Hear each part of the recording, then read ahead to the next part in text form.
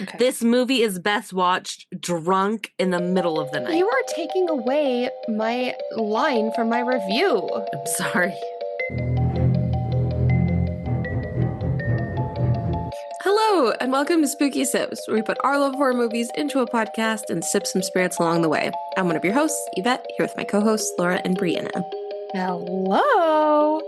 I feel like I just need to start this episode a little different, you guys, and say that we officially now have over 3,000 followers on Instagram. Very exciting moment. That is exciting. That's so exciting. Thanks, fans. If you're listening and you're like, wow, I don't follow their Instagram, then you son of a bitch, go do it.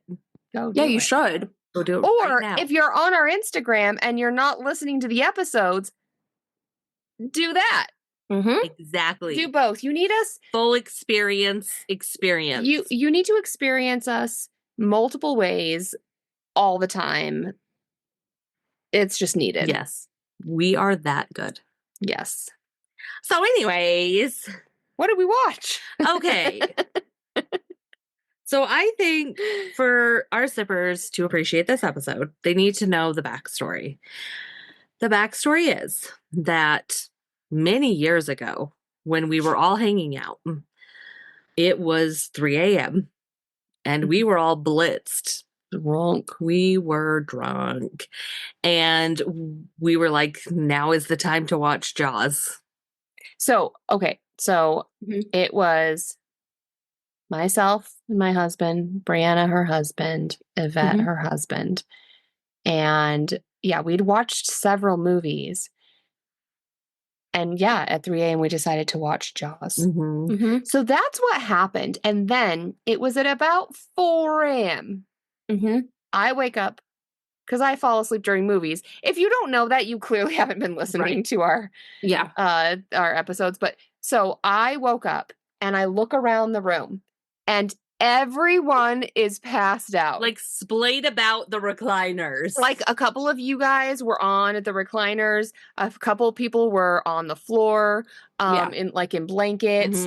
It was just an adult sibling and spouse's slumber party, and it was the cutest thing in the world. And maybe 15 minutes had been watched of the film. Maybe. No. Yeah. And then I feel like we did it again. Yeah, I think we've done this. No, we've done it. Yes, we did it multiple times where it was like, this time we watched Jaws. So you guys, we have been trying to watch Jaws for like a decade at this point. It's been 10 years. They've been watching that movie for 10 years. So we decided that it was time to do it right and actually watch it. And personally, I could have passed. No! This movie's so good.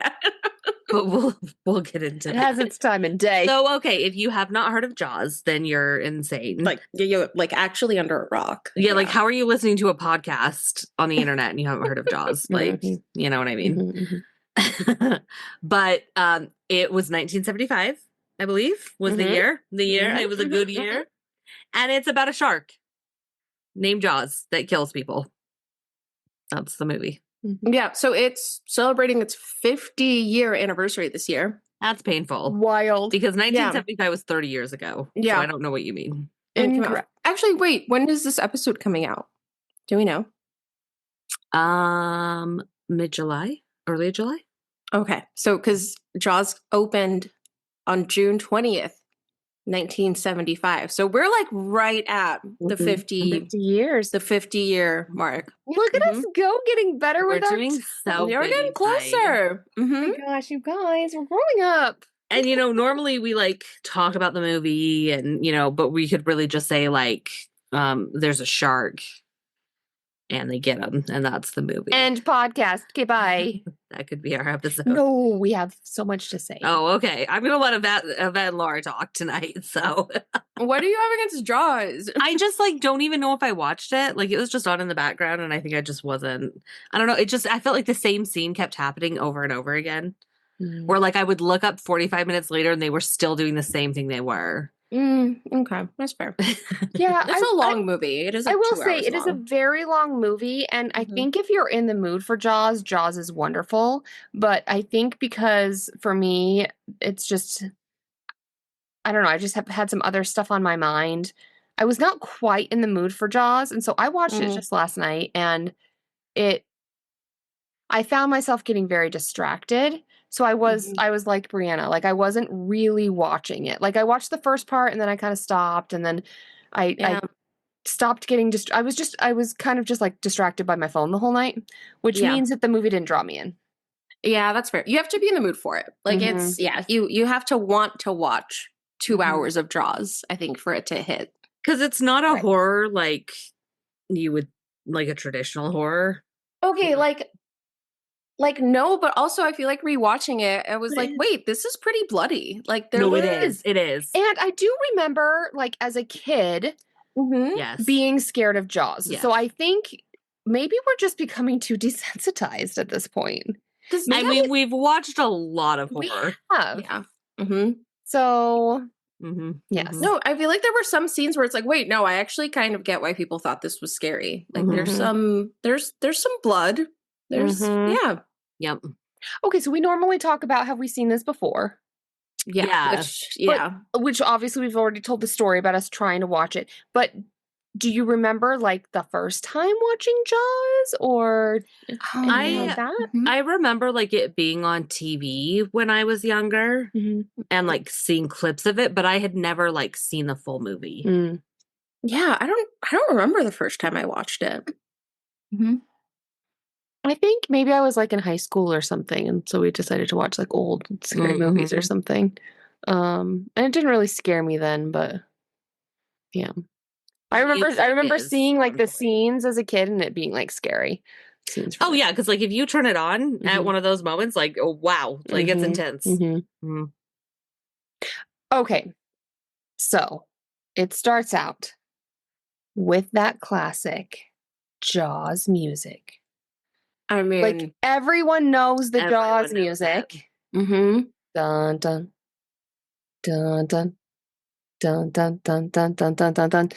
That's the Jaws. It's just classic. You're like welcome. It's so simple, but it works so well. Like it's so perfect. And especially because it's like so we hear that music and it's like we're seeing out of the shark's eyes. It's like we see from the shark's viewpoint. And then immediate cut to just the most classic 70s beach bonfire vibe. Yes, like I wanted to be at that bonfire. It looked like a good time. 100%. Like I have the hair for a woman from the 70s. Yeah, you do. Like if I don't straighten it or curl it, like it's kind of like that frizzy, wavy, just like like 70s vibes. Like I feel like I could have thrived in that decade. And so, the kids are hanging out. Yeah. And then we get, and she and the guy are like, she just starts running. Yeah. She's like, you know what? Let's bang. Let's partying. Let's go. Ready. Yeah. And it's like, he's like, where are we going? It's like swimming. She just like screams out. And then, just start stripping off her clothes. Yeah. Boobs out, ass out. Yeah, but you know what? It's like a basically abandoned little piece of beach that they're on. Like, go for it. There's no one there. Perfect settings. Yeah. No. And so she's out, she's swimming. The guy is like too drunk to operate. So like he can't walk. Yeah, like he's struggling. And he's pulling a Laura because he's running. He's like, I'm not drunk. It's like if you are running and you're saying you're not drunk, you are drunk. You might be Laura and you're definitely drunk. Yeah, absolutely. Yeah. So she's wanting to skinny dip and have some fun in the ocean. He's too drunk to function. We just all of a sudden, like she's out in the water and we just see her kind of start being jerked and thrashed around. Well, and like right before that, this is one of my favorite parts of the movie. We get that classic scene from below we see her legs, her lower half dangling in the water, and the music starts, and that's our perspective. And then she gets like a little jerk, and she's kind of confused, and then like the panic sets in. Horrifying. It's amazing. And the dude's just passed out on the beach, so he doesn't know what's going on. He's out. Out. He's out. And so we just see her get like flung back and forth. It's like, it's kind of a long scene. And she's like getting like whipped back and forth. And then she like holds on to the buoy for a second, gets her again, is like dragging her along for like a while until she goes underwater. But just her like skinny dipping in the ocean. Like, do we have any good skinny dipping stories? Oh, no, this is a great... that we should talk about? Yes. Ooh. We should talk about our favorite skinny dipping stories. Because, okay, so first of all, I would say, like, do you have any good skinny dipping stories? Or would you want a skinny dip? Like, either in the ocean or pool or lake or whatever. I think I know the story you're going to tell. Yeah, so I'm excited. I had never skinny dipped before, but we went on a sister's trip this last year to North Carolina, and we were at a lake house. And this lake house, it was like the most perfect lake house. And also the lake, what was the name of the lake? Do you remember? I don't, but it was so warm. The lake was warm. It was like bath water. It was almost like bath water. And here's the crazy, like something was magic in this lake. Because not only was it warm, but it was clean. Like we went swimming in the lake and didn't feel the need to shower after. Like that grimy lake feel. We felt clean, like we had just taken a shower. It was the most perfect lake. Yep. That's incredible. And it was beautiful and it was quiet, it was peaceful, and oh my gosh, it was the perfect. But it was late. It was late one night. And my sisters were like, it's now. It's your time to skinny dip. And I was like, you know what? Let's do it. So we did. We all went to the dock, stripped, and jumped in the lake. And I have to say, like, it was amazing. It was magical, very moment. Freeing. Yeah, because I love just that. like it's like pitch black. Yeah, like there's no one in this beautiful lake water, and we're just swimming around. Yep, three naked sisters. It was amazing. It really was. Honestly, that's such a beautiful story. That's not what I was expecting when it was like, here's the skinny dipping story. Like, no, it was amazing. Story. Yeah. Yeah, I have not done it. I think I'm too much of a prude. I don't know. Do you think you would do it in like a private pool? Yeah. See, I feel like if you didn't, if it was like a private thing, maybe. Okay. Yeah. And see, that's what this felt like. Like there's nobody around. Yeah. Like you did it right. Like that sounds. That sounds beautiful. Honestly, like yes, that's it was the right way to do it. Yeah. All right. What about you? What? I bet you have a few. No, I know you have another one than that. I know that's not your only one. Oh, no. I mean, of course. I've been skinny dipping before. Well, let's hear it. You're the one that brought it up. My good story was your good story. No, you got to have your own. Well, no, you have to come up with your own. You can't take mine. You got to have your own. Well, does going to the onsens in Japan count? Because you have to be naked for those. Yeah, that counts. Yeah, that kind of counts. I mean, it's not really skinny dipping because you're expected and required to do that, though. Yeah. Right. I mean, I think, I'm trying to think. I also went skinny dipping in high school once. And then also in a hot springs. Yeah. Just, Okay. No one was around. It was late. Take off your clothes. Oh, my God. No. I have the best new story. I can't believe I forgot. Right, let's hear it. Okay. So, many years ago, I went to Hawaii for the first time. And so it was, me and Jaden and our older sister and her husband, who I think was just still a fiance at the time. And so the boys are very excited to go to Hawaii, and our sister's husband had looked up nude beaches. And so he found this black sand beach, which is so cool. If you can go to a black sand beach, because it's like the black sand is created from the lava. And this beach was called Dolphin Beach. Okay. And so he had heard that this is not a touristy place to go. this is like a place that the locals go. So we get there and it's kind of awkward to figure out where to park. And you have to like hike down this like treacherous kind of hill to get to the beach. But we see like lots of people there. And it like there's, you know, young, old, like families, whatever. But yeah, there's people are all naked. And so, but the beach is like really oh my God, what's the tide? The tide is really freaking strong. And so it seems a little dangerous, but we're like, well, when in Rome. So we take off our clothes and we go into the water. And the tide and the waves of this beach were no freaking joke. And it's like dangerous. Oh no.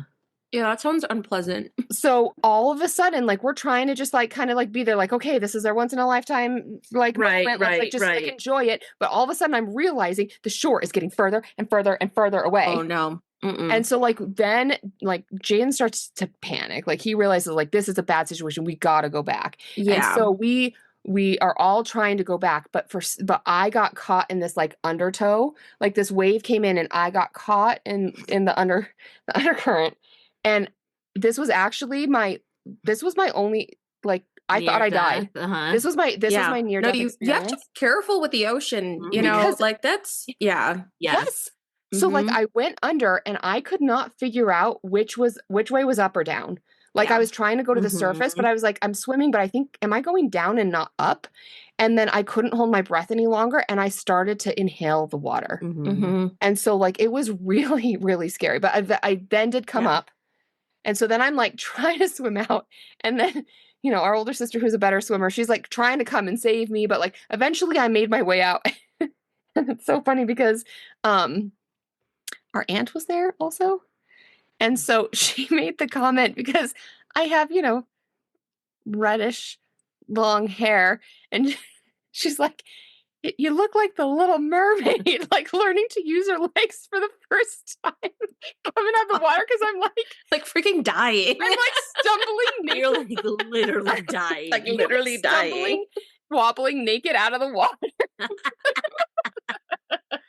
Go out like you came in, naked. Exactly. I was like, well, this is how I go. That's amazing. That's actually really scary, though. So yeah, my near-death experience was skinny dipping. So let that be a lesson to you kids. Yeah. There we go. Well, anyway. Yeah. Back to Jaws. So that was a long story. We then meet the Amity police chief. And he's only been there a couple of seasons. This is going to be his first summer. Yes. And he's like from the city. He's from New York. Yeah. New York. Yeah. But he gets notified that there's a missing woman. And like, okay, so here's one of my beefs about Jaws. Some of the acting, some of the scenes are so bad. Yeah. So like they're notified about the missing woman, and then he like gets to the beach and there's this police officer and he's just pouting in the sand, and he's like kind of playing with the sand and like his keys, and he's like he like has like spit coming out of his mouth because he's so upset. But they find a body part. Yeah, I like at first didn't understand. Yeah, that it was her. But she's dead. But she did. So they find and that is kind of a cool scene. Like you see like I think like her hand and maybe just like her matted hair or something. Like you could tell it's like not the whole body. Yeah. And then just a bunch of like little crabs. Crabs. Just honestly though, I'd rather crabs eat my dead body than maggots. I mean, I've never thought of that. Yeah, I guess like do I have to pick one personally? I mean, okay, unless you get cremated, something's going to eat your dead body. Yeah. Okay, well, we'll throw your Little Mermaid butt right back into the ocean when you're done. Okay. Okay, perfect. Feed me the crabs. Put that in the well. Oh my god. So the chief is wanting to shut down the beach because like something killed this woman. But the freaking townspeople are just trying to dissuade him. They are like, no, it's about and the mayor is like, no. Well, because that's like where they literally get their money for the entire like year. all their money. Okay, but here okay, here's another beef I have with this movie. Mm-hmm. Sure, that's where you get your money for the year. But if there is really something killing people on the beach, you're not going to get your money if you let people go and you have another murder. Laura, you're being way too rational. Like, have you like seen the world as it is? Like, absolutely, they would not close that. They would 100% still go to the beach. They would open the beach. They would. Even after the little boy died, they would honestly, 100% still go into that beach. They would still open it up every day. Yeah. Okay. They would. Right. No, like think of the world as it is right now. Okay. Yeah, you're right. No, it's true. You're absolutely right. So we should also say, obviously, she was our first death, the girl. And they decide to make up the fact, and they're like, you know what? Let's just tell everyone it was a boat accident. Yeah. Right. Because at first the medical examiner was like shark, and they were like, let's just change that to boat. Yes. Boat. Yep.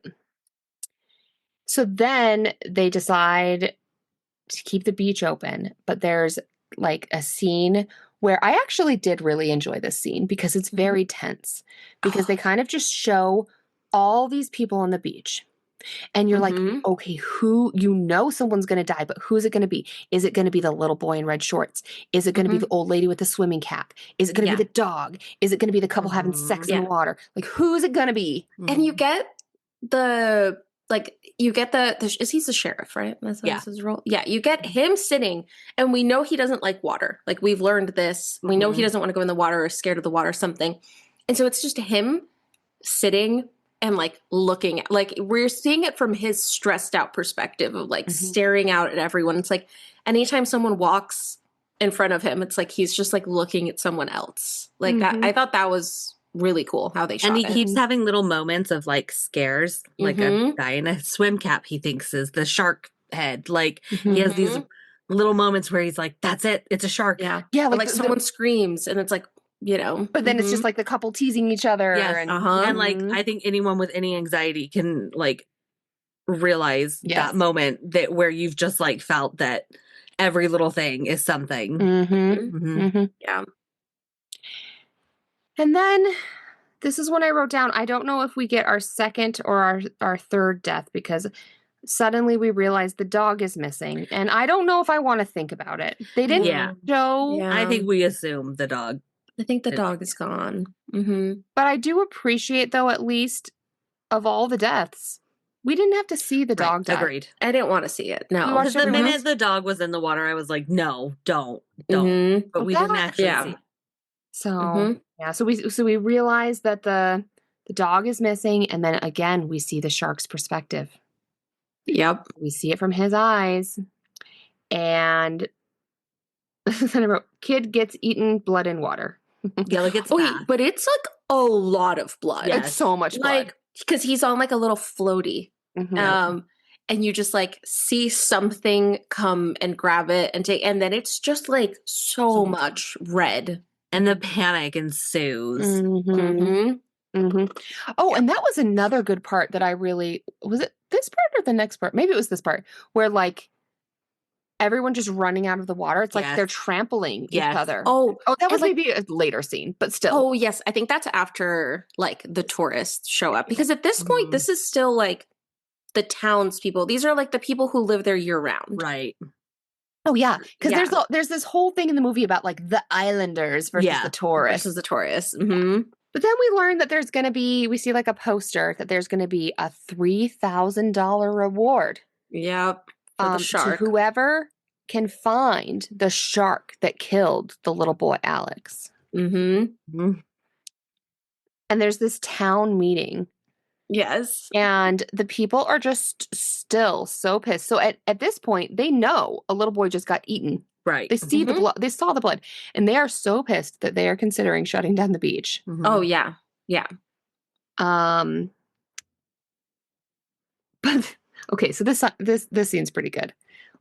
In that I also hated it. So they're like arguing, and then all of a sudden, you hear this freaking nails on a chalkboard. Which, like, if you're gonna get people's attention in a way that's like, I'm a badass and I mean business, just nails on a chalkboard. That's it.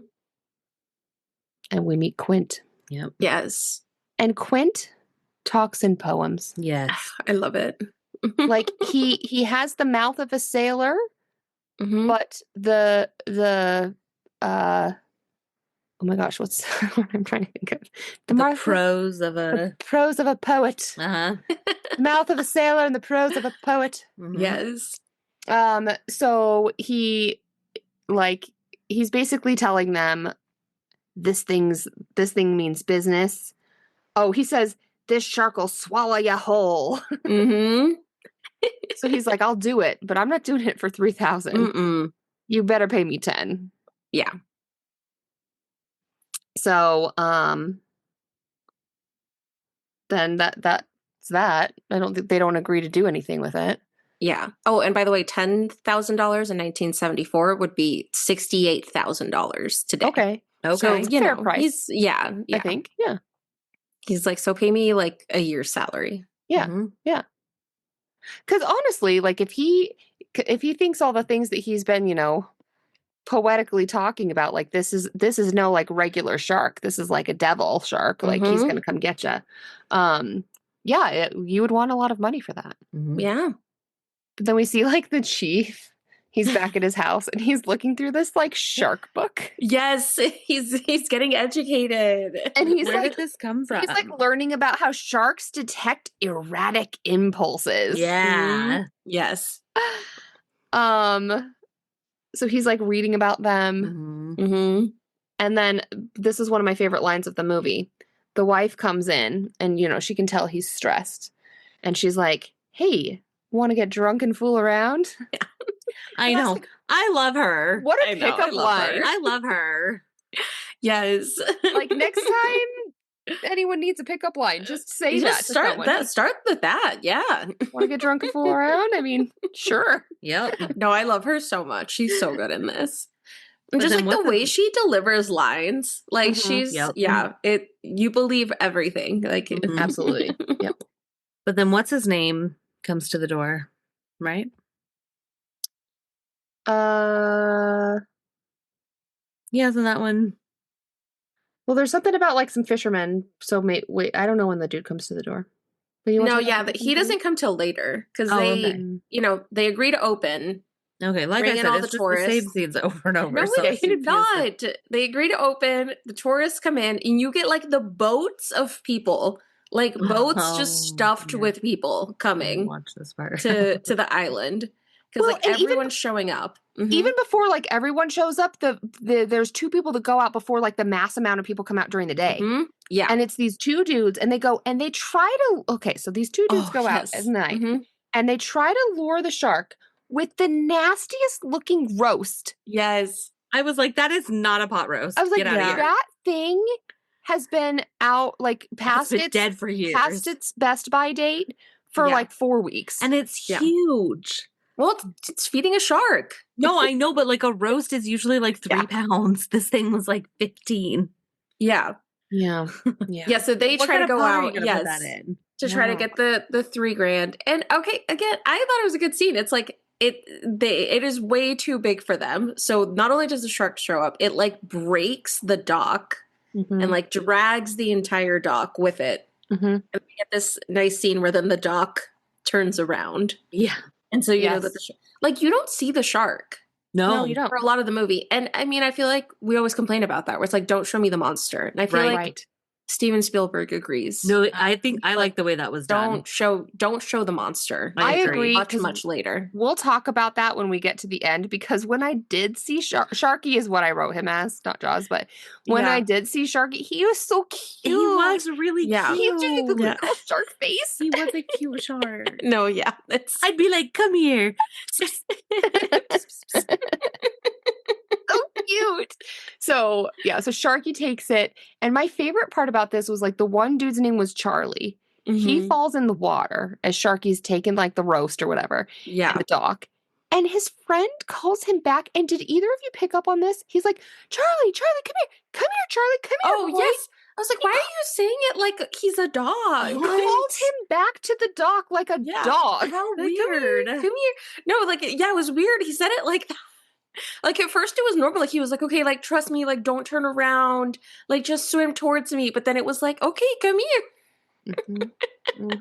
I mean, I think a lot of the men in this movie thought they had more humor than they actually did. Right. I mean, So I that's think fair. this was just a good moment of that. That's It fair. was Like, quite odd. Shut up, you're not Yeah. funny.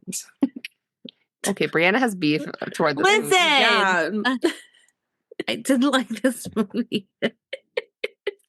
Okay, anyway, moving on. Now everybody shows up because now it's everyone just shows like everyone shows up, including they had called someone for help, right? Like they called the Yes, they called someone who ends up being Hooper, but they called him because he's from the Oceanographic Institute. Ooh. Yes, that's what it was.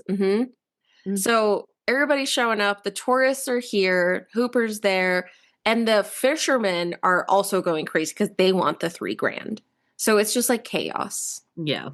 I do like how at one point, because there's so many fishermen in the water, and there's this one boat of the like 4 of them, and they're like, "What's $3,000 spent like split 4 ways?" And I was like, "You're right. Like that's not going to be a lot of money for you." Yes. Right. So, and you can tell it's like, yeah, like you're all gonna fail. Like, you know, the sheriff's like, you're all just gonna go out there and die. Like this is they're trying to like control the situation, and it's not working. It's not being controlled. But they do catch a shark. But Hooper knows right away. He's like, "This is not your shark." Yeah, it's he walks up and like measures the mouth, and he's like, "No, But I thought this was when they talked about how they had to cut him open. They do cut him open. Yeah, but first they measure, and because everyone's convinced that it's the shark. He measures. Don't worry, he's we'll like, get not there. the shark. Yeah, I'm just gonna sit here. And no, when we get to a part that you have that, I'm just gonna sit here. You want to read my notes and listen? No, I'm good. I'll just pull it up on my phone and watch it while you guys talk. All right, we're almost there, and then when we get to that part, then you can comment. That's the only part of the movie I know about. So at one point, the boy's mom, the boy who died, his mom confronts the chief. And she's like, "You son of a bitch." Yeah. She's like, "You knew a woman died on this beach a week ago, and you kept it open." But we should point out, like, the chief never wanted it open. He's getting so much pressure from all the greedy townsfolk. And because it's not just it's not like he could just easily shut it down. It's not like it's that easy. No. Even with the death. Yeah. But again, it's like she's mourning. She's, Yeah, she has the right mad. to be upset. Yeah. But because also, I think that's important because Hooper had been telling the chief, like, we should cut the shark open. But then the mayor and the other townspeople were like, "No, we can't do that here. We can't do that here. It's the right one." And so the chief, like, kind of acquiesces again to the people. But then the mom confronts him. But then we see the chief back at home. And there's, like, a really cute scene of the dad. Yes. Yeah. So, like, the dad is sitting at the table, and he's not even realizing what's going on, but his son is sitting next to him. And the dad is just like, everything the dad does, the boy is just copying him exactly. Yeah.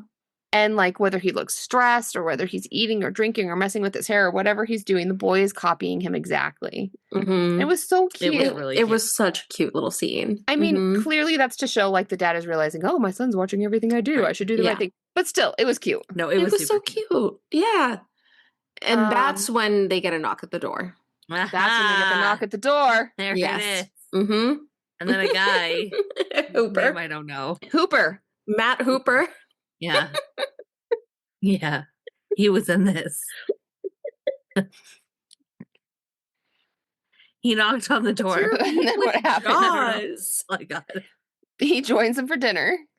That's right. And he brings a white and a red because wine. he just like eats his food. He drink. doesn't get a plate of his own dinner. He just takes the guy's food. Oh, I love that he because he asks, "Is anyone eating this?" Yeah. Like not like, "Oh, are you done with it?" Like no. Like, "Oh, is anyone actively working on this?" Right. No, and then just starts eating it. Yep. Amazing. But yeah, he brought 2 bottles of wine, a red and a white, because he didn't know what they drank. They opened up the red, and the wife went and got a couple of glasses. But the chief had just a pint glass. Yep. In front of him. And you guys use those. There's the 2 wine glasses and the pint glass. And he just fills his entire pint glass. Yeah. With wine. Just fills the whole thing. Real hefty pour. Yeah. So we should talk about what we're sipping on. Yeah. Well, it's what we're sipping on tonight. Pint glasses full of wine. I should have gotten. Cheers. Cheers. That's very true. Yep. If I drink this, I'm going to be on the floor. It's not that much more than we normally drink. Yeah, it's just. I mean, I do have those Oregon wine glasses where you can fit an entire bottle in a glass. Yes. Thank you, Oregon. Yes. And then, so Hooper's trying to convince him again to like cut the shark open. Right. So the chief decides to. He's like, "Well, let's go cut it open." And then Hooper's like, "Well, can you just decide to do that?" And then he's like, "I can do anything. I'm the chief of police." True. Which is true. Sadder now than in this movie. It felt good. Yeah. In this movie, it was fine. Yeah. Right.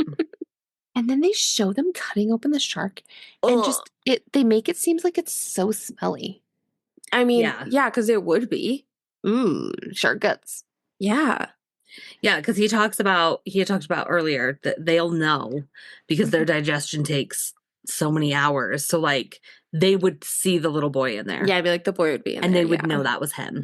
Yeah. I remember in biology class, we dissected sharks. Yes, a baby shark. Baby shark. Yeah. I think we've talked about this. Yeah, I feel like we have. Why this? Maybe not on Spooky Sips, but like in general. Maybe, yeah. Because then I was talking about like I didn't get a shark, I had an owl pellet. Yeah, I mean we went to private school, so our budget was different. I went to public school in the Dalles, Oregon. Yeah, we got sharks. Yeah, we got sharks. I had owl puke. Gross. Working with different budgets. Gross. Anyway. But yeah, it would be smelly, but there was no child in there. No. We got a license plate. Yes, I loved the license plate. I like the license plate. Yeah. So then they decide to go shark hunting right then and there for the real shark. Well, because he's saying that he would like be more active at night or something. Yeah, there's a reason. They're night swimmers or terrors or something. Because this Hooper guy is like just this. He uses all shark savant. He's a shark savant. He uses all the big shark words. He knows. He knows it all. And I love how like the chief, because he hates water, he just gets wasted. Like full wasted to go on the boat and do his official job duty of like trying to protect the town, just drunk as shit on a boat. Yep. You do what you got to do. I mean, I kind of feel like he was doing his best. Yeah, like that's how he could do it. So that's what he did. But so then cheers to you. They find Ben Gardner's boat. Yeah. And Hooper wants to go out and take a look, right? So, here's the thing that bothers me, because Hooper, this whole movie, has been so like, this is the most dangerous beast ever. Like, this is not okay. You need to close the beaches. This is going to kill everybody, blah, blah, blah. He goes so extreme from thinking the shark is so dangerous to all of a sudden he's like, I'm going to jump in the water. And the chief's like, that doesn't sound like a good idea. This shark wants to kill you. And he's like, I'll be fine. Yeah. Well, okay. I feel like it's because he's supposed to be like a scientist. Like researchers will absolutely risk their life. Yeah. Like the ones that are like truly committed, like there's a reason why all like there's all these researchers that like inject themselves with medicine first. And like all the he's committed. Like he is a very committed shark researcher. So like I think he would rather see this shark and die than not go down there and see the damage or try to get something. See, I just feel like his vibe was not that he was going to risk his life. His vibe was like, you know what, like nothing will happen. Cocky. Well, yeah, no, I don't think he cared. I don't think he was like, I'm willing to do it. Like he was like, no, like I need to check out this sharks. Like he was like, I'm going to go look down there. Like I have to take a look. Because I think that he knew that like they had to see what had happened to help them understand the shark to then go find the shark. All right. Yeah. I think he was thinking that nothing would happen. I mean, yeah, he probably also just had a bit of an ego. Oh, like, I know sharks. I'll be fine. Exactly. You know, all the men in this movie had an ego, right? So yeah, he goes in. He sees the boat, and there's this big ass shark bite with a shark tooth. Yes. And then I got a jump scare. Jump scare. It got me. Yeah, I jumped. I was scared. We see who I called our, I guess it would be fourth because the dog. So our fourth death, we see Ben Harper. Mm-hmm. Yeah. And he gets scared and he drops the shark tooth. Mm-hmm. Yeah. But he goes back up. Yeah. And because he had found that shark tooth, he realizes this isn't just any old shark we thought. This is a great white. Mm-hmm. And a big one. And a big one at that. Mm-hmm. And then, just another scene of the mayor is just refusing. So, like the chief is like, we realize it's a great white. You have to close the beaches. And he's like, absolutely not. Tomorrow's the 4th of July. Yeah. Like, it's like he's basically like, they can all die. Like, it's fine. No, yeah. He's like, some of you will die. So then, not only does he say, no, I'm going to keep the beach open, which the whole point of this probably is to, like, make money because people are at the beach. So mission accomplished. He could just let it lie.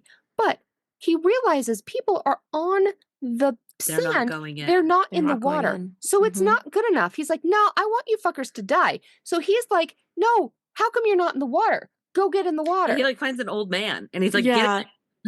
And it's like their little family, like the parents and like their 3 kids. Again, they're so just scared, like, slowly walking into the water because the mayor is pushing them. It's like, dude, you already got the money. Why?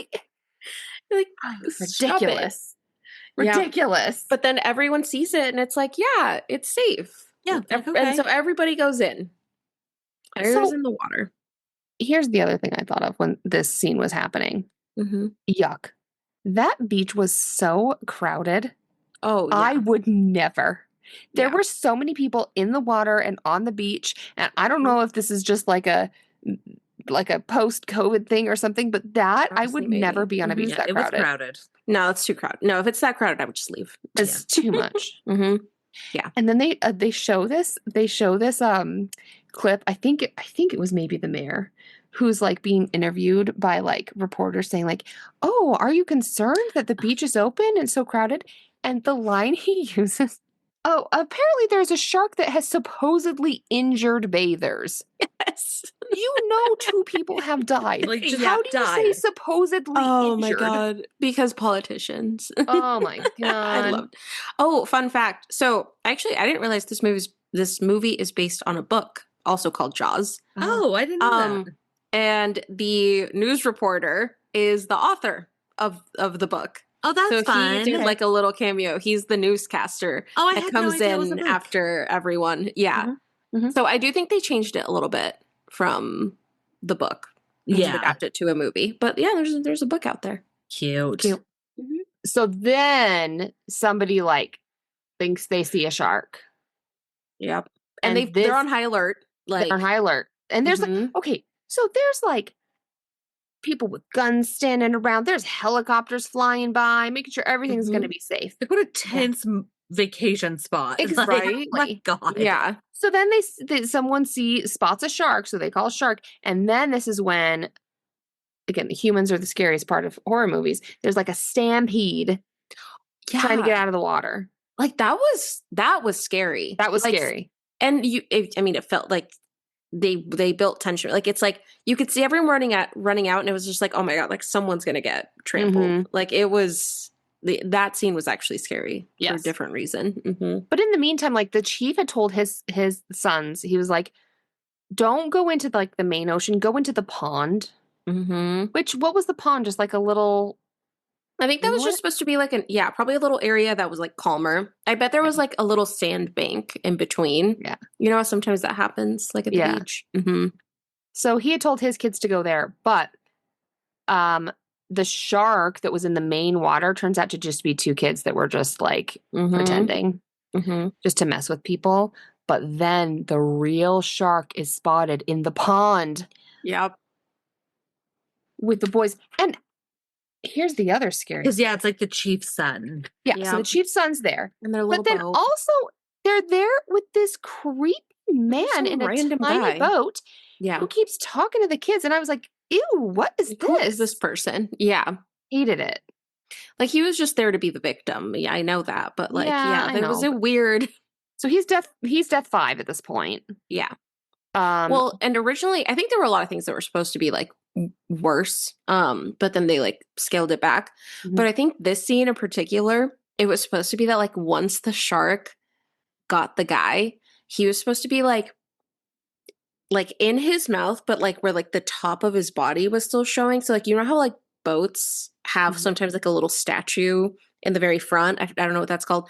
So it was going to be like him basically being carried like that, but like blood just like coming because he was dying. So it's That gonna be would have like been sick. this guy's like dead body That with would have like been the amazing. kids.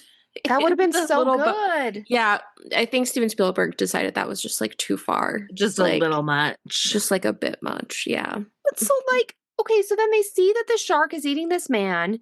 The chief's son has passed out from fear at this point. Yeah. And like, they had all these people with guns and the helis and all that stuff. What is taking them so long to get to the pond? Right. Yeah. No, What are they doing? They weren't ready. They weren't in that part. And the shark just swims away. He's like, all right, thanks. Yeah. He's like, bye. Okay, bye. I'll be back. Mm-hmm. So then they finally decide to hire old Quint. Mm-hmm. Which again, this man in his lines, like some of them, most of them were stupid. Yeah. But some of them were funny. And so he decides he's going to drink and talk about his plan. And while he's doing that, as he's like drinking with them, he has a cheers that he does with the chief and Hooper. And it's, here's to swimming with bow-legged women. Yeah. Which I feel like that should be a cheer we use more often. I agree. Yep. So needlepoint that one. I'm going to start using that. Needlepoint that. Oh my God. And him and Hooper have tension, you know, like it's very much so like, oh, you're such a city boy and you don't know any, like you get their relationship immediately. Mm-hmm. Yeah. So I just was like noting like there's such tension. He's just got such an attitude and like his random poetry. Oh, so then they decide they're going to go on the boat. Mm-hmm. And they're on this boat. And they're gonna go hunt. So it's just gonna be the three boys. Right. Yep. They're gonna hunt Sharky. And on the boat are these like big canisters of compressed air. Yeah. And they first get on the boat. And what is the first thing that I think it's the chief or Hooper or somebody does is like bumps into the thing that like lets all the compressed air fall. And I had an immediate flashback to when we were in church. And our mom, who's on oxygen, had an oxygen tank sitting next to her. And this is a big moment for our dad. It's like a big church service. And it's very quiet. It's a moment of silence. Brianna gets up to go take a picture. And it's silent until this big boom, boom, boom, boom of the... I knocked it over on a concrete floor. The oxygen tank the falling moment over. He's like kneeling before the bishop in prayer. And I had an immediate flashback when the compressed air. It was the loudest sound that's ever happened. It was the loudest sound. And now all of my siblings, that's all they ever think of when they go to church with me. It broke the sound barrier. So anyway, when I saw that compressed air, I was thinking of you. Thank you. Babe. Thank you. Yep. I had forgotten about that. I haven't. They'll never let me. Yeah, so they're just like dicking around. Quint is telling all these like crazy stories, and then he like sees something, so he's quietly like preparing, like reeling the shark. Well, he has this whole like get ready, like he like straps in slowly and like puts the like fishing pole in its little thing, and like his feet are in, like he like goes in a ready position. And he's like calling all these orders at Hooper, who's kind of like resenting that he's like being given orders or whatever, but he's doing it. And then this is when I wrote, Sharky pops up for Snacky. Yes. And then this is when we get the line, the famous Jaws line. We're gonna need a bigger boat. Which, by the way, improvised. Oh, I nice. love that. I love when like famous lines are improvised. Because I feel like if anyone were to say, "What do you know about Jaws?" people would be like, "Okay, well, there's a big shark," and the guy says, we're gonna need a bigger boat." Yep. Yeah. Yeah, but it's always crazy though when it's like literally such an iconic line. Just improvise. Love it. Like, oh, the poor writers, you know. I know, right? I know. I feel bad for them. Damn it. Like, oh, That's too good. yep.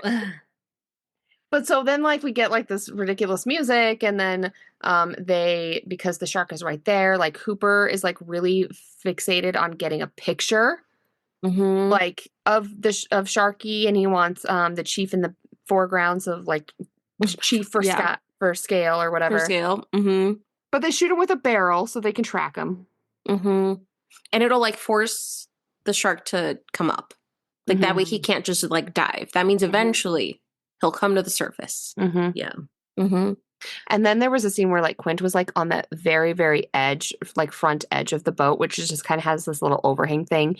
And it's been a while especially since I've seen the end of this movie. Right. But I was like, oh my God, like the way he is, the shark's just going to come up and just snap him. I was like really nervous about that. Yeah.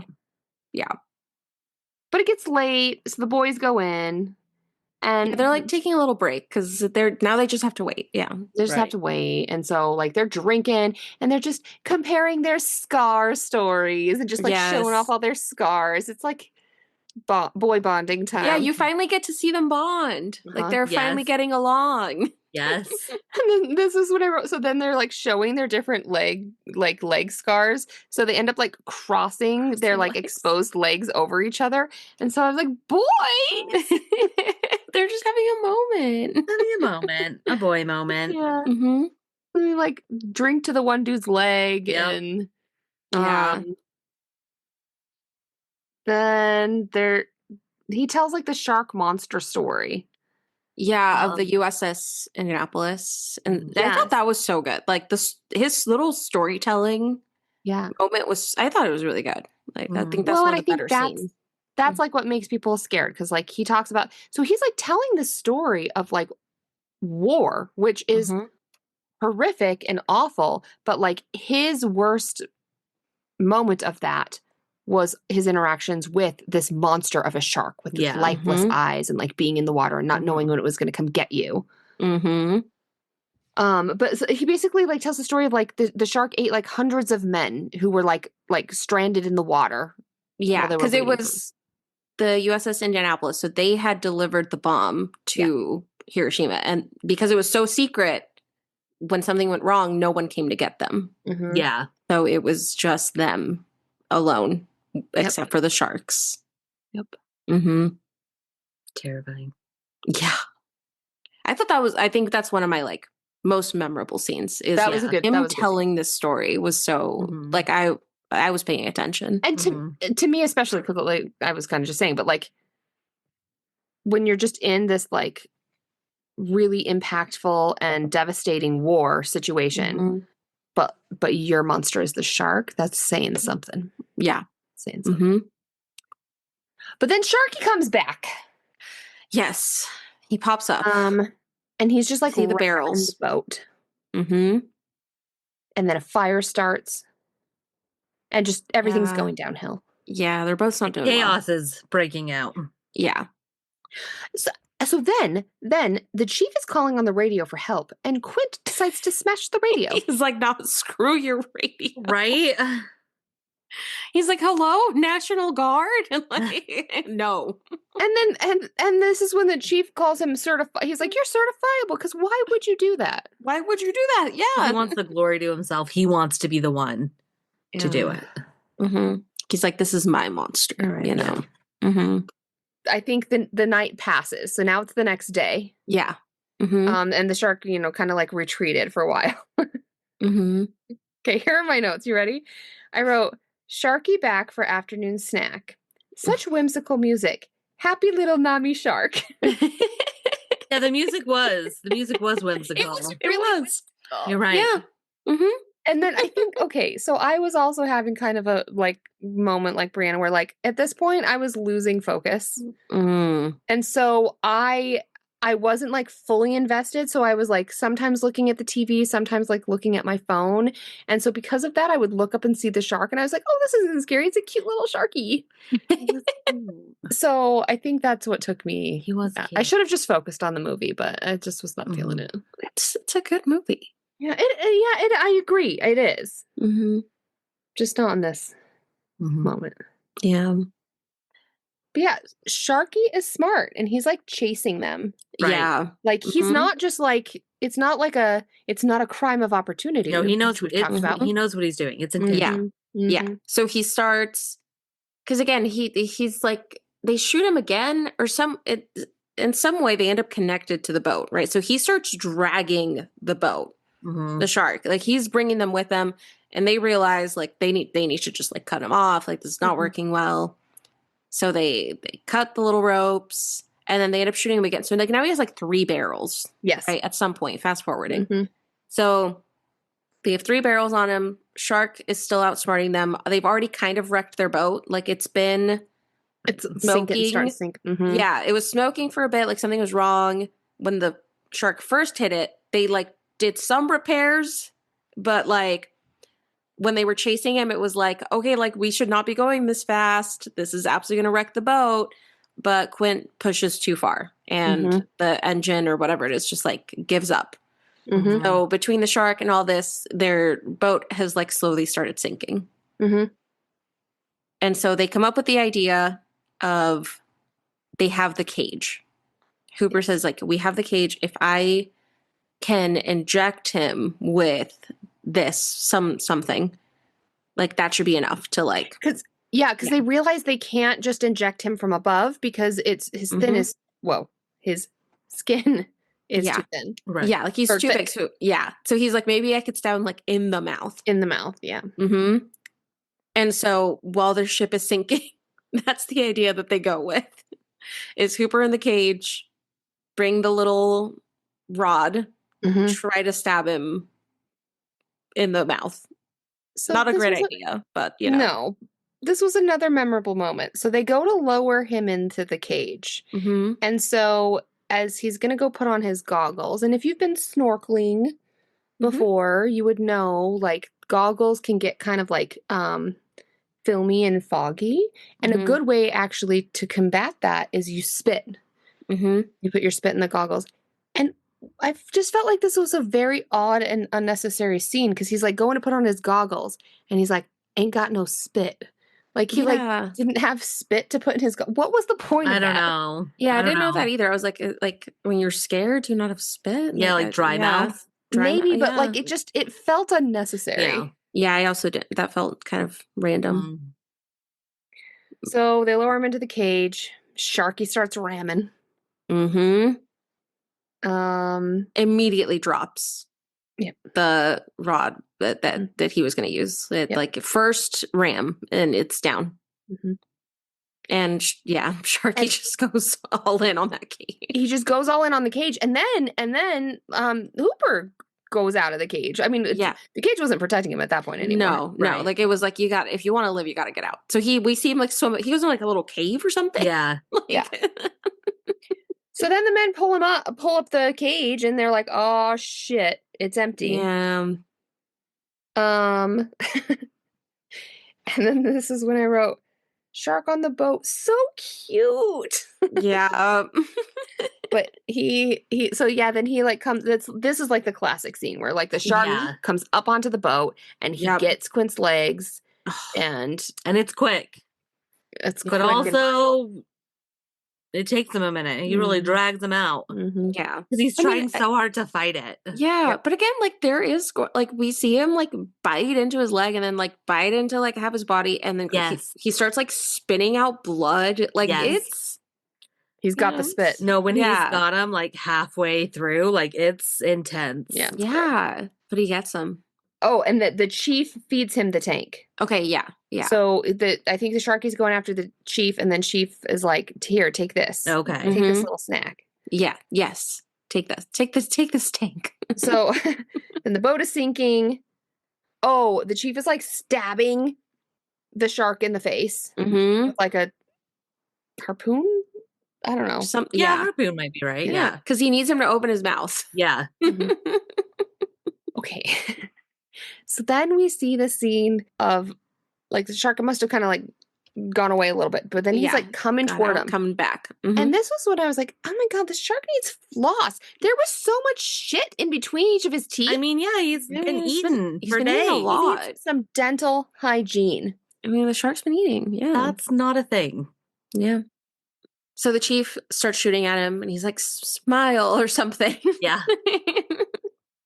And he shoots, and on like the third or fourth shot, he hits the tank, and we just get the giant explosion. That was a good explosion. It's wild. Like, even I forgot that that was how it went down. Just blood, shark, and like everything. Shark bits. Yes.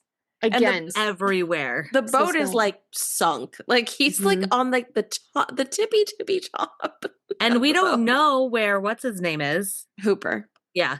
Yeah. At this point, Hooper swims up. But then after that. Yep. Yeah. He pops up. And it's like, oh my God, hey, you made it. Wow. So then the boys swim back to shore. They swim back. Yeah, because their boat's gone. Yeah. But they have the buoys from the exploded shark. Yeah.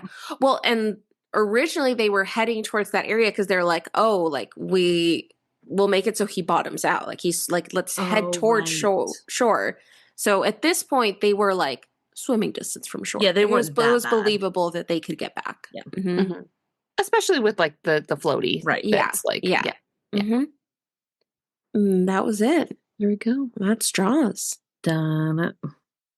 I love how you started singing that, and then my cat walked into the room. Like, yes. He could have used like coming in. Floss. He could have used seaweed to floss. Oh, yeah. Oh, yeah. So there's Jaws. Okay, so this is a little different for us, but I want to know, what were your favorite parts? Like, what was your favorite scene from Jaws? Oh, man. That's a really good question. I think my favorite, it's not like one specific scene, but I think my favorite parts, my favorite character was Quint. I really loved just his stories, his lines, his understanding of how Jaws, the shark, functioned and how he was going to need to be killed. I just loved Quint's attitude and how he was like, this shark is not messing around. We can't be messing around trying to get this shark. He means business. It's going to take serious business to take him down. And also how he just kept singing about women and taking drinks. Yeah. Like, I liked that. Songs. Yes. So I think my favorite part of Jaws was Quint. I think that's a good point, because really nobody else was there that like knew sharks. They knew the town, yes, but like I mean, theory. He came in and like the chief didn't know, the mayor didn't know, the town people. Like I like that we got more details about shark life. Because I personally don't know that much about sharks. That's true. I love sharks. And I guess Hooper did know them, like, because he had some shark bites too. Yeah, like that was his research. Yes, like I think those two were the ones that like knew what they were talking about. I mean, like the what did they call them? The islanders. Yes, like they didn't care about. They were like, we don't have sharks here. They were like, just make it go away. Yeah, Yeah. No, I love the Hooper Quint relationship, because like Hooper was supposed to be like I went to college and studied sharks and now I research sharks, and he was supposed to be that side, and then Quint was supposed to be the like, no, I'm out here doing this thing, the blue collar in the boat. But then like they worked together, like it worked. They got to share scars and do all, like I loved them combined. Like it was good. Yeah, I feel like favorite. See, I mean, obviously like the intro with the music, because like I mean they started with a banger, like such a simple little song that you can make like quieter or slower and louder, and like they just nailed like it. That was like how they started the movie, and it was like, oh, okay, I'm in it, like I get it, and everyone now knows that's iconic. Yeah, it's like identifiable. They just totally iconic. It's like in the way that like the Halloween music, you know, like it's like that is Halloween. Like this sound is Jaws. So I feel like that was so good. And then I think I mentioned it earlier, but like just like when they're all sharing stories and he gets into like the USS Indianapolis, because like I was like, I'm like around a campfire hearing us like this awful story. Like the way he told it, I thought was just so good. 100%. Yeah, definitely. No, totally. Yeah. Excellent. Yeah, my favorite was when the credits started rolling. Get out. Ching. You're such a hater. No, I'm just. Why do you hate Jaws? I'm just kidding. That was not my favorite part. I think my favorite part was the ending when they blow him up, because I think like that really, I really had no idea that's how they were going to get him. Like I thought they would harpoon him or, you know, something like that. But like him literally being blown up was not what I saw coming. It's like a respectable explosion. Yes, and it was done very well. Like I think that's one of those like iconic scenes. Yeah, where they get the villain. Yeah. You know? And I just kind of like that the villain was a shark. Like we don't I mean, I guess creature villains is a genre for sure. I feel like they were one of the first ones to like do it right. Yeah. Because, and like you mentioned earlier, like we don't see the shark until the ending. Right. Oh, yeah. So the shark who Steven Spielberg named Bruce, he only has 4 minutes of screen time. Nice. Oh my gosh. So, like the movie's, I think, a little over 2 hours long. And we only see Bruce for 4 minutes. Oh, that's wild. Yes, that just goes to show like that you can do horror without showing the monster. Because it's, as we were talking, I was thinking like, oh wait, I forgot. I think my actual favorite scene is kind of early on when it's like they show just multiple people just enjoying their time at the beach. Such an innocent scene, but because you know one of them is going to be a victim, but you don't know which one, and you don't see the monster, you don't know what's going to happen, but like it's that anticipation, that one, terror, like such a good. No, it is. No, that scene was so good, and just the chief stressing out, watching it. No, totally. Yep. Yeah. Oh, what a movie! What a movie! All right. Well, I am hoping that your psych segment is on the psychology of the shark, like his psychology. Oh, okay. Yeah. Yeah. Of like the burden of living the life of a villain. Like maybe he just wanted love.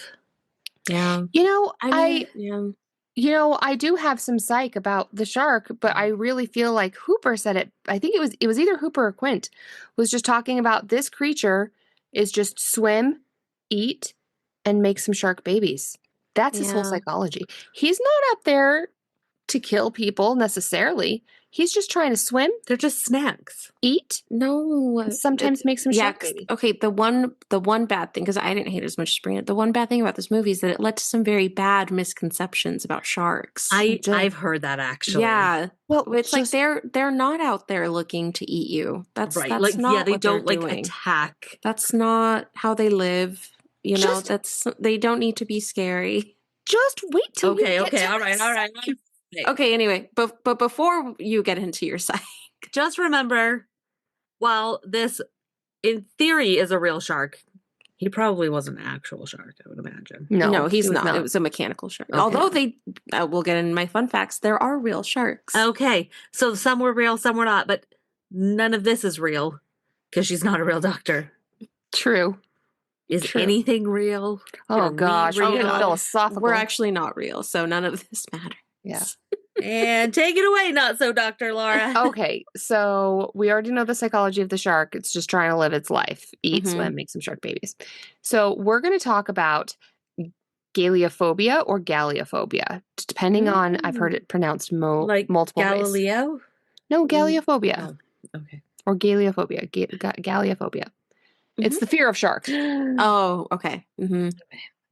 So that is a real thing. But what's really interesting is that the majority of scientists will concur humans are not born with this fear. This fear has evolved partially and actually probably mostly due to this movie.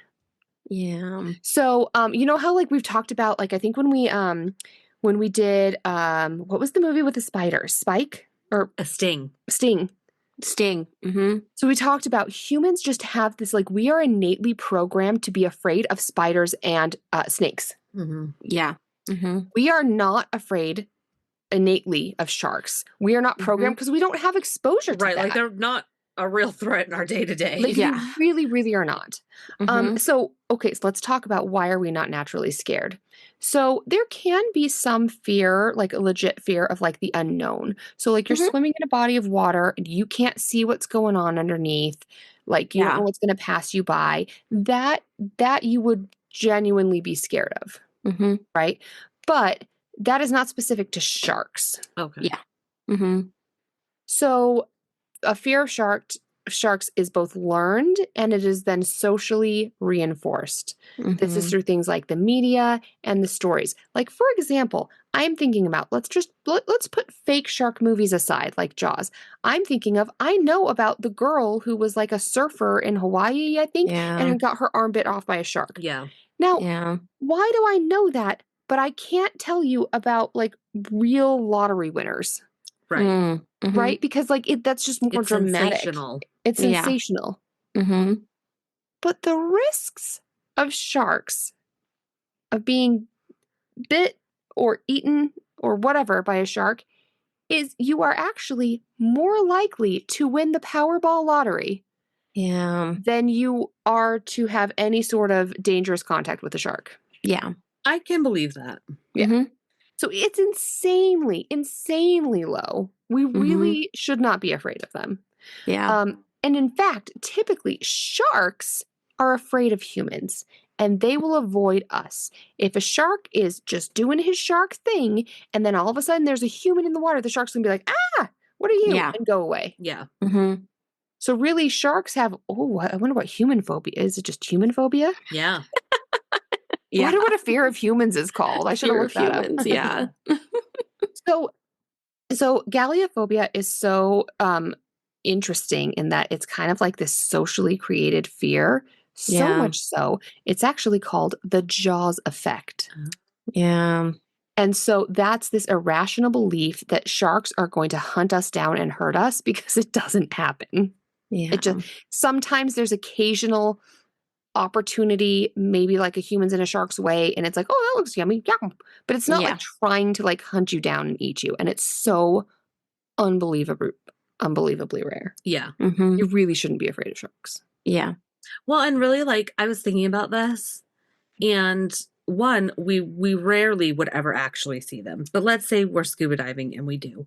Like, I understand that the size of them would cause us fear. Yeah. I'd be more afraid of a whale. Exactly. Mm-hmm. No, that's what I was saying is that, like, why aren't we afraid of whales like we are? I think it is because of the social constructs, not because of the actual shark. Maybe they move a little faster than a whale, but, you know, tomato. Well, because like a whale we know is designed to just eat like the little plankton or whatever, but sharks can attack. Yeah. Did you guys see that video of that kayaker in the ocean? Like a little while ago, there was a kayaker and he and his dad were ocean kayaking and the dad was filming. And then all of a sudden the kayaker, a whale swallowed him and the dad's filming. I forget what country it was from. I don't remember, but it completely got him. No, it just got him. And then the whale was like, ugh. It was like the whale like moved or like it jostled. Because like he didn't want to eat. He was like, wait, that's gross, actually. He spit him back up. He spit him back out. And he lived. Damn. He was alive. Can you imagine? But the dad got this on like video. It's like, such a cool video to see. What an amazing bar story for the rest of your life to be like, well, guess what? I got eaten by a whale. Yeah, two truths and a lie. I was spit out by a whale. Exactly. Exactly. Oh my gosh, it's so crazy. Yeah. Now we're going to talk about another psychological thing. So now let's talk about it's something called the Kuleshov effect. Mm-hmm. So this is kind of another reason why people might be afraid of sharks. So the Kuleshov effect it's not actually about sharks, but I think it applies to this movie. So this was a really cool experiment where these people paired this image of this emotionless face. So there's like this image of this dude and he has a face, and it really is kind of just a bland blank face. Yeah. But then they pair it with another image that follows it. So first it's this man's, and it's like in a film or something. So first it's this man's face, and then it's a bowl of soup. Okay. Or to another group of people, it's this man's face, and it's a girl in a coffin. And then for another group of people, it's then this man's face, and then it's this sexy woman on a chaise where she's like got lust in her eyes or whatever. So the thing though is that the face of the man never changed. It was the same face. It wasn't like the man was trying to make a different face in each one. No, it's the actual exact same image. Copy, yeah. Copy image. But even though his face never changed, the people that like were interviewed after this, they not only assigned the man different emotions based off of the image they saw after they saw him, they actually like talked about him being a great actor. They were like the way he displayed the hunger, or his grief, his subtle grief, or this desire that he had based off of like what image they saw after it. Yeah. Interesting. So I feel like that's kind of like what happens with Jaws. Like you see this shark where maybe because I was paying a little less attention, I was like looking at my phone, and then I look up and I see the shark and I'm like, oh, what a cute baby shark. Whereas you're watching it, you see the shark, and then immediately you see these scenes of like people dying and blood and body parts coming out. You're then going to think that shark was scary. Totally. Yeah. So based off of your experience of the movie, you're now thinking, okay, sharks are scary. No, like no matter their benefit to and their beauty of being in the ocean, I associate that image with these bad images. So now sharks are scary. Yeah. So that's why I think people got this fear of sharks. Interesting. From Jaws. Yeah. Yeah. And I'm going to keep it light for psych today because I was lazy. So, galeophobia and Kuleshov effect. That's it. Love it. Yeah. Psych done. Mic drop. Okay. Let's see. I feel like I have a few fun facts. There's got to be fun facts for this one. Yeah. And honestly, clearly Brianna hated it, so maybe it's fine that we didn't have more time to prepare. But there is so much information about this movie. So once again, I rented the DVD because I love the bonus content. Like, why don't we get the bonus content on streaming? Like, I don't know. You should be able to go to the movie and do the play movie and bonus features and like all of these things. Agree. They exist. They're out there. Why is and we're literally paying for it. Kids these days will never know what you used to be able to get. Yeah. Like it's we're paying so much more for that. Yeah. No, like these like they come fully loaded. So like not only do you get the movie, a lot of times they have the director's commentary, which is, again, for anyone who doesn't have DVDs, is just the movie with the director talking over it for the entire movie. Usually they include the trailers, so like the theatrical trailers, multiple which is kind of fun, especially for the older movies because you get to see like how they advertised it. Yeah, I love watching trailers for older movies. Yes. Sometimes when I'm like not really wanting to commit to a movie, I will literally just go through and just watch trailers specifically just to watch, not even to see what I want, just to watch the trailers. To watch I'm not going to watch any of these movies. I just want to watch the trailers. Yeah. So yeah, they'll have like old trailers. They'll have old posters. They'll have like a little mini documentary from the set, movies, or like photos from the set. Like there's so much content that we just lose by it not being on streaming. But I got the Blu-ray of Jaws, meaning that was when they redid it because it was popular enough. So like they had a Making Jaws documentary on there and it was over 2 hours long. So I started watching it and then didn't have enough time to finish it. But there is a lot of content out there for Jaws. If I believe that. love Jaws, if you want more information about Jaws, there is so much out there. It's been 50 years. Mm-hmm. It's been 50 years. Mm-hmm. People have talked about it. Mm-hmm. But okay, I think I wrote down at least some of the fun facts. So the book that I mentioned, same title, Jaws. And the title was apparently kind of like last minute. The author was like, what does it mean? I don't know. It's Jaws. Like it's just catches your attention. It does. Sharks have big jaws. I don't know. It's Jaws. It like gives you an image. It does. Exactly. It does. So I think the book is a little different from the movie. I think a lot of stuff is the same, but the book had more element. I think there was like a mafia connection to something. I like that. I think the chief's wife like has an affair with maybe Hooper. Like there's more stuff in the book that did not make it into the movie. Scandal. Yes. So if that interests you, the book is out there. The book was like pretty successful. Like I think it did pretty well. And so Universal bought the rights to the book for $150,000, which would be $1 million today. Wow. So that author made it out. Yeah. And when they bought the rights, I believe they got the book, and then the author of the book wrote a script for it as well. Like it's like, here's my adaptation of it. They did end up using it fully. I think they maybe have used like part of it. So there was kind of that version. And then Steven Spielberg got the movie. Apparently they had another director, and like in the documentary, they like refused to name him because they were like, he was so bad. Like, I'm not going to my gosh. him. But like, he wanted to make a movie about a whale or something where it's like, what? This is a shark movie. What are you talking about? Right. So they had another director who shall not be named. I'm sure it's all on the internet somewhere. Sure. Interesting. On the documentary, no one wanted to talk about him. And then it got to Steven Spielberg, and he basically wrote his own script as like an exercise of like, what kind of movie does he want to make? So like, he did it not even with the intention of using it, more like, what movie am I making? And then they hired on a writer who then made kind of the one that we saw. I think they used scenes maybe from the original writers and also from Steven Spielberg's version, but then they hired on a writer to like actually create the script that we get in the movie. Okay. And I think that writer also makes a cameo.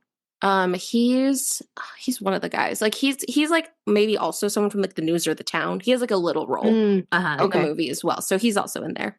I love that. Like I would do that. Oh, I mean, we've talked about it before. Like, you know, absolutely. Yeah, like put them in there. It's fun. Right. Like, why wouldn't you? Okay, let's see. They had like a super limited amount of time to make this movie. I think there was something with like the SAG like contracts or something were about to like expire. So it was like, hey, can you make this movie like right now? So I think they started production, and like they hadn't even finished casting yet. Like they didn't even know who was going to be playing like the main characters.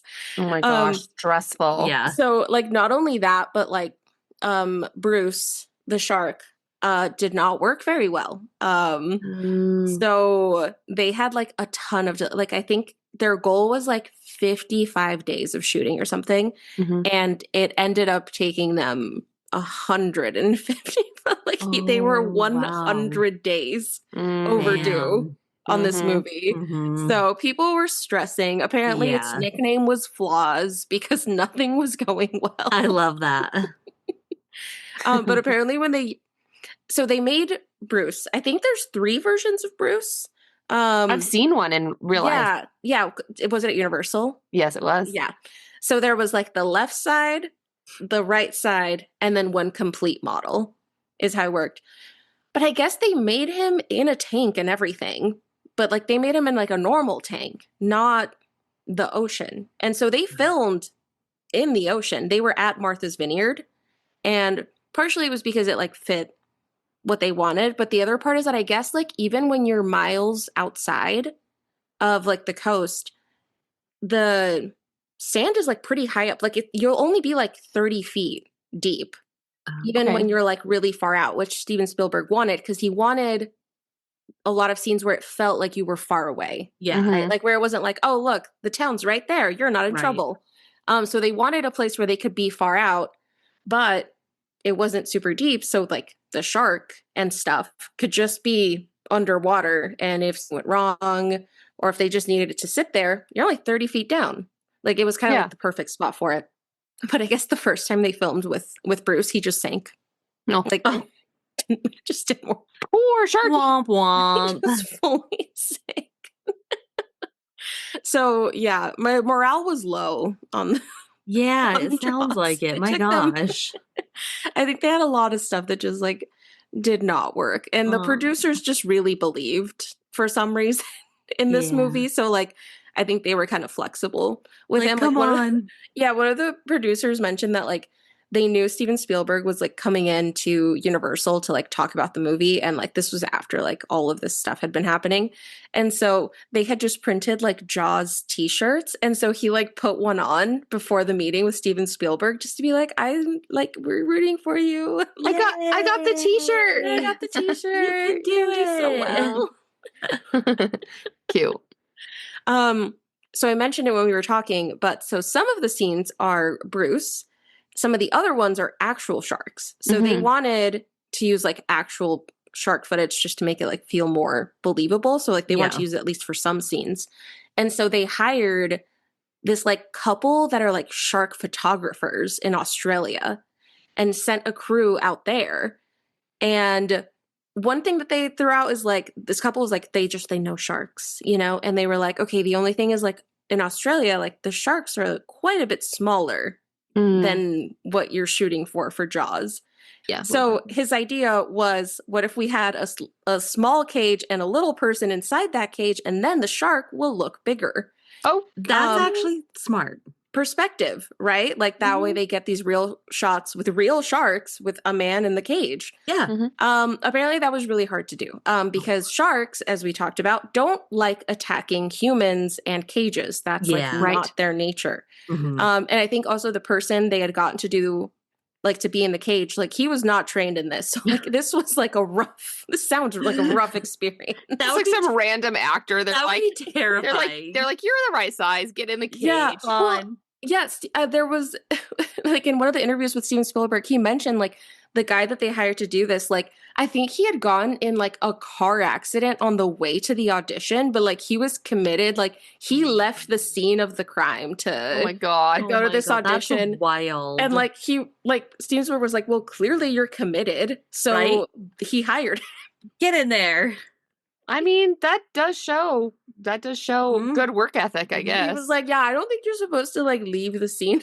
No. But- yeah, maybe poor moral judgment, but good work ethic. Yep. So like this person was committed. But yeah, it just like was not working because sharks don't want to attack people and they don't want to eat cages. Like that's just not something that happens. Right. So apparently during one of their tests though, so the cage was empty. The cage was empty and they put it in the water and a great white came by and hit the little cable thing that was on top of the cage. And then he got kind of stuck. And so the great white shark started actually just like flailing because he's just trying to get out. Like, you know, like he's just like, I'm attached to this cable and I'm a shark. So I'm just going to like wiggle, but also it's a great white. Yeah. So it got like stuck in there. I think they cut it or the shark broke it off. And so the cage just shattered off and the shark is like attached to the cable and it like, they're both just like tumbling down. And, you know, the shark gets like set free and the cage is just like damaged. And look, it was a couple. So the guy was in the water, like shooting all of this happening. Oh my gosh. And so they didn't get like exactly the scene that they wanted for the movie, but they did get that. And so they ended up changing the script to include that scene. Because there is a scene where we see the shark hit like the top of the cage. And so that's a real shark that they really got getting stuck on the cage. What are the chances that would happen? Yeah. Like, and that they would be actually filming at that point in time. Yeah. That's wild. But that's why the cage had to be empty is because, you know, when they were doing all of this, no one had been in the cage yet, which like may be good. Yeah. Right. But that's probably why they had the dude at the bottom because like that's oh my gosh, that makes so much sense. So it's like, well, they got this really cool footage, so just change the script. Put that in there. You got a real great white doing something, and like they obviously they didn't show this footage in the movie, but like they showed it in the documentary, and it's like like you see like the great white, like his tail is like hitting because he's above the cage, so he's like whacking their boat. Oh my gosh! Like he's like out of the water, like whacking their boat. He's just trying to get free, you know. Like it's scary. Wild. That's crazy. Wow. Yeah, that is a very fun fact. I would say. Yeah, pro couple in Australia doing all of this. The actor that played Hooper had originally turned down the role. Mainly because he was like, I bet this is going to be a really good movie, but I bet it's going to be really hard to shoot. You know, that sounds miserable. You're going to have to be on a boat, do all these things. Like, I don't want to be uncomfortable. So he turned it down. Is that Richard Dreyfuss or am I making, okay. Yeah, that's him. But apparently, after he turned it down, he went to the premiere of one of the movies that he had been working on. It wasn't one that I've seen. He went to the premiere of one of the movies that he had worked on, and he thought he, like, did really bad. So he like kind of went into a panic and was like, oh my God, like I need to find another job right now. Like before other people see this movie, like I need to lock in. Oh my God. Another acting I want to know job. what movie now. That's amazing. Just look up what came out before Jaws because it was that. So That's he like wild. called Steven Spielberg being like, hey, like just kidding. Are you still hiring? Like he was like, no, like I begged for that job back. Just that's wild. Amazing. I'll do it. I'll be in the boat. That is too funny. Okay. I mentioned it was actually shot at Martha's Vineyard, and like not surprising at all. They were really annoying about it. Like they were, which I actually do get. So they were like very, very strict. Like you cannot change anything at all. And if you build something, you take it down. If you do anything, take it away. Like we don't want you here, really. But I guess we'll let you do this. Like I don't think. At least at that point, a movie had been shot at Martha's Vineyard. Like because that's not a place they want people to be filming. Right. So apparently even like the banner that they had that like the kids graffiti being like, oh, a shark with like the little fin. Like they were like, not like that. Put it up and put it down. Like this can only be up for a short amount of time. We don't need people seeing this. Like they were very strict. Interesting. But apparently, like, I mean, just because like of how unique the sandy bottom is, like miles away from shore, that's why they went with it. Like, they considered other locations. Like they were like, maybe we can do like Jamaica and like other places where like the water is clearer and stuff. But that's why they locked in on Martha's Vineyard. Our first victim, she is not an actor. Oh, he like specifically does stunt work with water. I feel like I knew that somehow. Okay. Yeah. So, like, not an actor. She's, like, just specifically a stunt person. So, like, that was her flailing around. So, to get, like, the jerking motion, they, like, tied her waist with a cable. And then there was something at the bottom, because, again, it wasn't that deep, that Steven Spielberg would, like, press and, like, whip her down. Oh my gosh. So it was like as soon as she felt the tug, she knew, like, okay, throw your head back. Like, go down. Oh my gosh. And then to get the, like, where she's being, like, pulled, like, around, originally they wanted to, like, I think tie her to something, but she was like, no, like, that feels unsafe. Like, if something goes wrong, how will you know?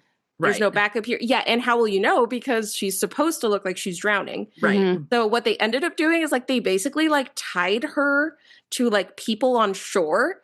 So, like, the group would, like, run one way and then run the other. And so, like, that's how they were, like, pulling oh my her gosh, along. that's so funny. And she had, like, a release, like, where it was, like, if she felt like something was wrong, she could, like, unclip or, like, pull something where like, she would be free.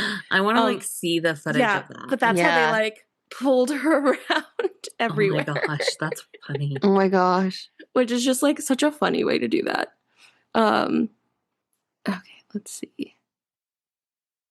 But yeah, I feel like that like scene was so long, but it kind of makes sense because you have like an actual stunt person doing it. So it's like, and it sets the vibe for the film, you know? Yeah. And then for the little part where she like grabs onto the buoy originally, because she says something, and I forget what she says now. Yeah. But like she says something, Originally, what Steven Spielberg was thinking is like, oh, you should say like the Lord's Prayer or something. Like you would think someone would like pray at that moment. And I think she said she even like grew up Catholic, but like could not remember the prayer. And like no one on set could remember the prayer. So they were like, yep, switching up the line. You know what? Because I didn't notice it because it was slightly unusual. It was something like it hurts. Yeah. Yeah. I think she was like, oh, it really hurts or something. Like it hurts is what she was saying. I would think so. Yeah. Yeah. But no one could remember their prayers. That's so funny. Before Google. Oh, the heathens. Yeah. Well, yeah, it was like you're out in the water. It's like, yeah, no one's gonna pull out their phone. Their prayer book. Yeah, exactly. Okay, and then for her death, I mean, we really only see like her hand. Originally, apparently they had made like a plastic one, and Steven Spielberg just like did not like it. He was like, that looks like plastic, that looks fake, I don't like it. And apparently the people were like, well, actually, like that kind of like the way that the body like decomposes, like there's actually like a more accurate represent. And he was like, yeah, okay, brownie points. I don't believe it. That looks like plastic. Right. Mm-hmm. And so they basically just partially buried someone in the sand. And that's how they got like the hand and the hair and everything. Like, just throw someone in there. Mm-hmm. Okay, one thing that I thought was fun is like during the movie, I feel like you get all these lines where it's like, I feel like you would only say that if you were like official. Like, I don't know where you whip these sayings out of. And part of that was that they did hire like some actual locals. And I think there was like kind of this one guy, and he's, if you remember the scene where like all the fishermen go out, there's kind of that one boat and there's like the two guys in front and like we hear their conversation. Like he says some sort of crazy line where it's like, well, how do you come up with this? Like, that was just him. He just lives at Martha's Vineyard. Like, these are just his sayings. And, like, I think they even used something he said for, like, Quint. Like, that's, like, they would just hear him talking and was like, write that down. Yeah. Like, I love that. Because while watching it, I was like, where do you get these weird like, what does that even mean? Right. But, like, you believe it? I was like, yeah, sure. Like, a fisherman would use these weird analogies that, like, mean nothing. They just got it from an actual guy. That was because there were so many lines that I was like, these just like feel like an old fisherman. Yeah, it's like when you hear those crazy Southern sayings. It was like that, but you know, East Coast fisherman, where it's like, you're saying words that sound like something. Yep, totally. I mentioned that the shark is named Bruce, but Steven Spielberg named him Bruce after his lawyer. Nice. Fitting. Yes. Okay, I think I mentioned, Bruce had problems even though they had built him in a tank. The problem is that it was a non-salt water tank. So then when they used him in the ocean, did not salt water translate. Was not great. Very different. Yes. Yeah. Very different. There was one time though where the salt water kind of saved them because while filming, I forget the name of the boat that the boys are on. It actually started sinking, like for real. Oh no. So they were actually sinking. And all of the people like on it, like apparently like the audio equipment people were like just holding up the audio equipment, like save the audio files, like don't worry about the actors, please save these files, like just trying to like hold up the equipment so they didn't have to reshoot. But unfortunately a camera got left on the boat and like was just like under the boat. So they got it back. But apparently the film that they used is actually developed in a saline solution. Oh. So they were like, maybe if we get it to a lab like right now, they're going to be able to like actually like process it. And they didn't lose any footage. Cool. Yeah. That's awesome. Not only was everyone fine, but they didn't lose any audio. Secondary are the people, but you know, the files. That's interesting though, because I just feel like for 1975, anything technological getting wet, like getting in the ocean, you would not think they would be able to save it, resuscitate it. Yeah, no, but I think it was like coincidentally you process it in a saline solution, so they were like, I think they like overnight or like even like brought it in a bucket. Oh my god! You know, just being like, okay, let's preserve this, like bring it somewhere else. Okay, my final fun fact is that this movie was a giant success. It did super well. Originally, it was going to be released in December because that's like, I think it was going to be released like on Christmas because that's when you released big movies back then.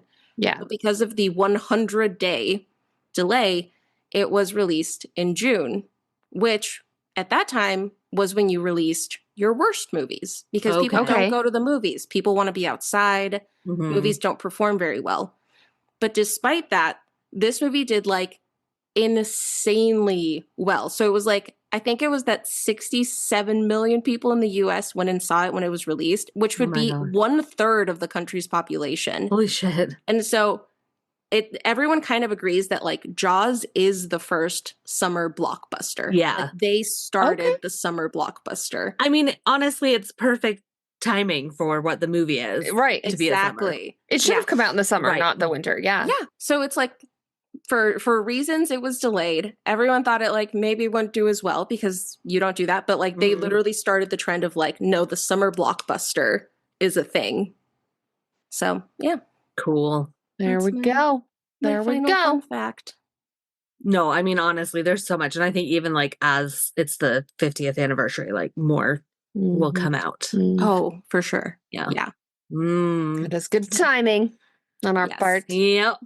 Look at us. All right. Well, let's see where we're at. Because here on Spooky Sips, we don't give stars. We give sips. Out of 5 sips, how many do you give Jaws? I've been going first a lot, so I'm going to wait. I just want to know what Brianna's going to say so badly. Okay, I'll go first. Because here's the thing. As I've gotten older, I'm like, you know what? I can be honest about my opinions. Yes, you can. Yeah. Yeah. And here's my thing with Jaws. I wanted to like it. Because it's such a movie. Yeah. It's like such a thing. And so like I wanted to like it. But the honest to God truth is I just didn't. That's okay. But I appreciate some parts. And I appreciate the historical relevance. So I'm going to give it a 2.5. Okay. Yeah. Because I don't think it's unwatchable by any stretch. Like, definitely you should watch it at least once. But oh my gosh, me, if you haven't seen it, it was not one of my favorites. Fair. Yes. Yeah. Okay, I can go next. Yeah, I don't know. I feel like maybe I was just in the right mood for it. Like it's summer, it's hot. Like watching it I was like, I knew it was over 2 hours long and I was ready for it. I was like, I'm good to like sit for a while. So like maybe I was just in the mood for it, but like I really enjoyed my rewatch. And I feel like the gore was even scarier than I remember it. It was more gory than I remembered as well. Like there was more blood. There were like quite a few people died. Like it was a good spooky movie. So I agree. Yeah, I don't know. I really enjoyed it. I mean, you have to give them credit for like making an entire generation, multi-generations scared of sharks. But also like inspired probably a whole generation to go into like marine biology and oceanographic research. Like they, you know, we got Shark Week. We would not have Sharknado. Yes. If it was not for Jaws. No, we would not. Yeah. We got, yes. So I don't know. I feel like, is it the best movie I've ever seen? Like, no. We also did this right after Midsummer, which I feel like is just such a good movie. Yeah, like, it's hard to do after Midsummer. Yeah, like I shouldn't be comparing these two movies, right? But like now I kind of have to because I watched them one day after the other, right? So, like it's not as good as Midsummer to me, but I think it's pretty high. So I'm gonna go with just like 4. I'm gonna go with a 4 out of 5. I think it's maybe I was just feeling it, but like I really enjoyed my rewatch. I think it's a solid movie. I think it's a must watch. I happened to not be in the mood for it, but even so, I do appreciate the fact that it inspired an entire phobia. Yeah. That didn't exist before. I do like a good movie with like monster vibes. I feel like some of the monster vibes kind of reminded me a little bit of like Jurassic Park monster, which makes sense, but like totally. So I appreciated it, but it feels a little like dated and drawn out for my taste. Yeah. Love the fisherman, love some of the suspense. Solid movie. Think you absolutely should watch it. I'm going with a 3. Nice. Yeah, middle of the road 3. Yeah. Yeah. Yeah. All right. I like that. I like when we have like variety. Yeah. Mm-hmm. You know? Yeah. All right. Well, next time we will have a guest star. I forgot what we were doing next. Yes. We will have our father, who is a father. Father the priest. Our father the priest. Father dad. Yes. And we will be watching The Exorcism of Emily Rose. Oh, so excited. I am so excited. It's a good one. That'll be good. So excited. Scary. So if you haven't seen it, get watching and get sipping. And we'll see you next time on Spooky Sips. Bye. Bye. Bye. Thank you for listening to Spooky Sips. If you enjoyed this episode, don't forget to rate, review, and subscribe wherever you're listening. To stay up to date on all the spooky things we're up to, follow us on Facebook and Instagram at spookysips_podcast. And if you want to help support the podcast, consider buying us a coffee, or really a cocktail. We are completely independent, so every little bit goes a long way to keeping our podcast running and improving. Thanks again for listening, and we'll see you in 2 weeks.